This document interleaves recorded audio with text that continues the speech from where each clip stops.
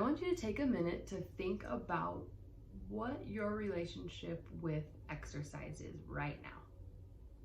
And what has it been throughout your life? What do you think of when I say the word exercise or movement? What comes to mind?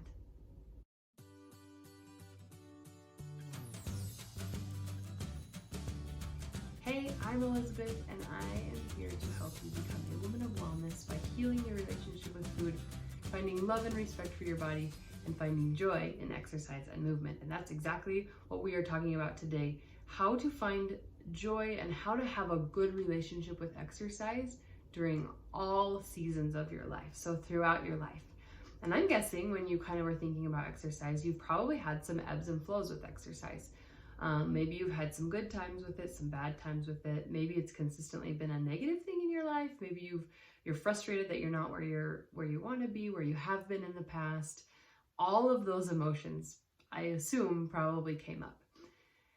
And so what I want to lead this video with today, if you took one thing away from this whole video, it's this: having a good relationship with exercise looks different at different times in your life. So it's not always going to look the same, but it can still be good. It can still be a happy, balanced relationship. It can still be a good thing in your life. Let me explain why. Let's talk it through. But that's the thing that I want you to know, that exercise is going to ebb and flow in your life, and it's going to look different at different seasons.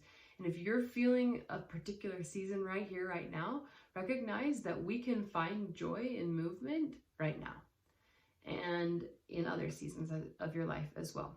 So the number one key that you need to understand when it comes to exercise and how to approach it from a joyful, happy, balanced standpoint and relationship is you need to understand your why for exercise during that particular season.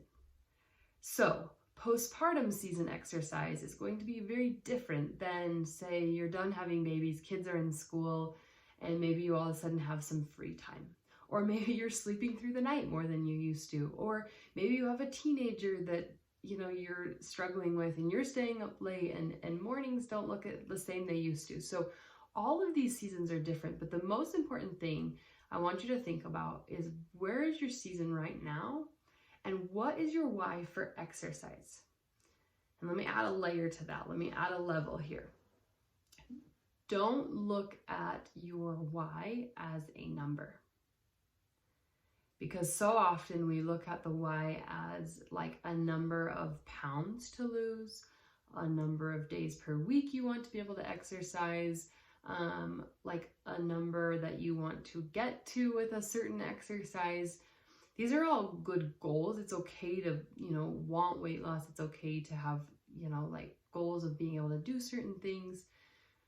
They're not super motivating. They don't make us feel much, right? So because a lot of times they come from, like, maybe the doctor told you to lose weight, or you feel like you should lose weight. They come from these outside sources of should or must, or in order to avoid this, I should do this, or in order to get this, I should do this. And what I want you to think of is separate exercise from a number right now and pair it with a feeling. How do you want exercise and movement to make you feel in this season? So if you are in a very busy and hectic season of your life and thinking about pushing yourself at the gym like really hardcore feels like it just adds another level, maybe you seek out other opportunities for exercise to give you stress relief. And maybe walking is that. If maybe you are one that when your stress levels are high and high intensity exercise helps, that's also good. So these are your decisions, but you have to think about, what kind of feelings do I want exercise to bring me? And that's going to be your why in this exact season. And that's what's going to help motivate you. What is the secret to motivation? What is the secret to getting started and getting going? It's finding what you want to do, what you might like to enjoy to do, what brings you that emotion that you want to experience. So let me give you an example. Postpartum, Maybe, you're in the stage where you're not sleeping through the night. So maybe, a really, really hard workout doesn't feel good for your body. But gentle stretching or gentle yoga or movement or even just walks with your friend, like pack the baby in the stroller and walk with a friend, that can be a really good relationship with exercise because you've tied it to a feeling. You're trying to figure out how to de-stress or how to heal your body from something that big that it's been through. And this is one particular way that exercise can be that for you. So it's not going to look like maybe when you were the track star in high school right now. It could be in the future if that's what you want. But it's okay because it's a good relationship with it right now, and you recognize that there will be other seasons for other things. So understand your why, pair it with a feeling and not a number. Okay, next step. Let's say you are maybe ready to do something. So maybe you are in this season of I'm ready to move forward, or I'm ready to kind of push myself a little bit, or create a more solid, consistent exercise routine. I have some key places for you to start to help with motivation, to help with consistency and everything. The first thing is to start where you are and start slow, okay?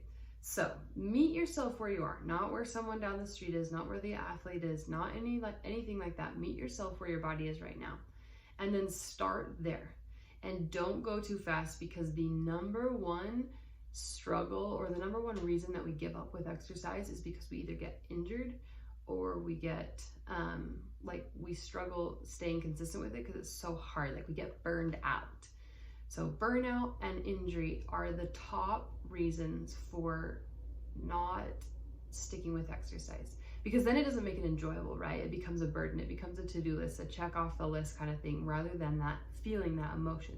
So don't get far away from that emotion and that feeling that you want, because it's going to help you stay consistent. So number one, start where you are. Meet yourself where you are. I will link some really great resources for some exercise programs and other businesses that I really think are doing a great job with helping you with the actual exercise, programs to follow and all of that. So you can check those out below.